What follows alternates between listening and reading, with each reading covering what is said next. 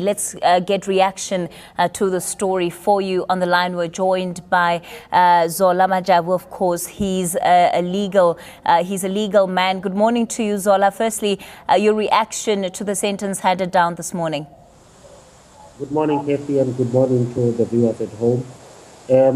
I must confess, I did not see this one coming. I was of the view that no except compelling and substantial facts were proven, but I guess the judge exercised discretion, and I am not one to criticize judges publicly, but I would be very surprised if the state takes this lying down. Zola, perhaps just explain it for us. In the initial sentencing of culpable homicide, he was given 5 years. Now, under different conviction, a higher sentence of murder, it's 6 years. What is really the difference here? It's really no difference at all. Quite discounted the 12 months that you already served, but I am unable to see what is the nature of those compelling and substantial sentence factors that would warrant a decremental variation from the prescribed minimum sentence. I mean, at the very least, he was looking at 15 years. Now he walks away with less than half. I would have thought that something quite out of the ordinary would have had to be proven and accepted by a court.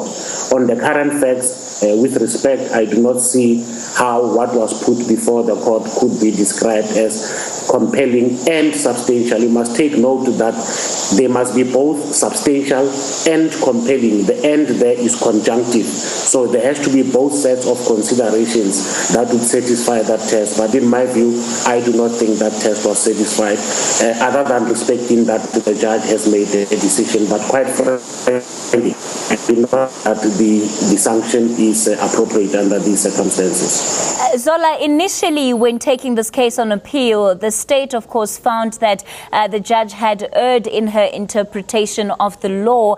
I mean, when you listen to her judgment, it sounds that much of her stance has not really changed, even though the nature of the conviction has changed. I think that would be a fair observation. To be fair to the judge, the judgment was really well balanced. It took into account all of these factors and considerations. However, the difficulty with sentencing is that it is predominantly the province of a judge who must exercise her discretion. There's never a right or wrong. At the end of the day, she covered all the bases that needed to be covered. The only difference that we might have is the emphasis that she might have placed on mitigating factors, because she expressly found that the mitigating factors outweighs the aggravating factors. One has a different view to that. But at the end of the day, it is the exercise of her judicial discretion, and she has given the judgment. I think, quite frankly, Oscar still walks away lightly on this one, and I say this with the greatest of respect. Let's also take a look at what Judge Masipa had to say in terms of public opinion on this matter, saying the courts are courts of law and not courts of public opinion. She is right, and I think she had to make that point because all and sundry have expressed wishes on what they expected the outcome to be.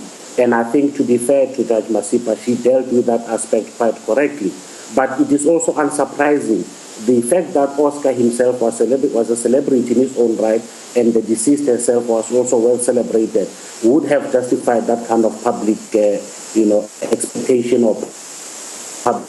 However, that ought not to play any persuasive role in the eyes of the judges, because judges, by their very nature, are persuaded by facts which are found to be proven in front of them in their courts. So on that point, I think the judge did very well by dispelling that notion, or rather to say, whatever the public might have said on the matter, I have disabused myself of that public perception, but rather I'm going to focus on the facts as presented and found proven by myself in a court of law.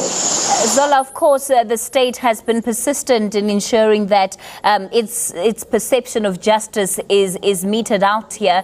Do you think that they've got enough grounds to take this matter on appeal? The judge, of course, saying that she is ready to hear any appeal today. Look, I think Herinel is quite capable, and so is his team. I would personally be surprised lying down. In their shoes, I would most probably consider, taking this matter on appeal. Not for any personal vindictiveness, but I think from a sense of justice that animated their persistence in this matter. Anyone is within their right. It may well be that Oscar himself might not be happy with direct custodial sentence. We don't know what he's going to do. But at the end of the day, my view is they would want to think very carefully before they themselves, as a defense, were to consider taking this matter on appeal. 6 years is absolutely nothing, considering the fact that he is now convicted of murder. Whether Dola's directives or Dola's eventualities, the fact of the matter is the only difference is 1 year from the initial conviction of culpable homicide. I would have expected him to have served at least a substantial period. If there were to be any compelling circumstances warranting a decremental variation, I would not have expected it to be more 5 years. But in this instance, it's more than by half. 6 years from 15 years, it's just under 9 years, if you think about it. But once again, it is the province of the judge who exercises her discretion judicially.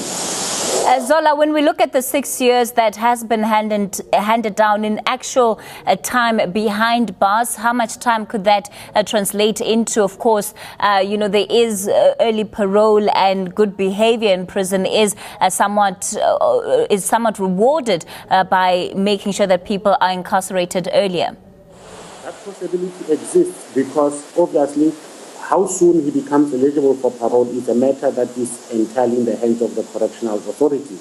It may well be that he may also benefit from some pardon that the president may give to general, prisoners, depending on the category. He will find himself out without having served the entire 6 years. All right, Zola Majavu with reaction to us there on our breaking news story this hour. Judge Thokozile Masipa handing down 6 years for Oscar Pistorius. And of course, this is for the murder of Reeva Steenkamp.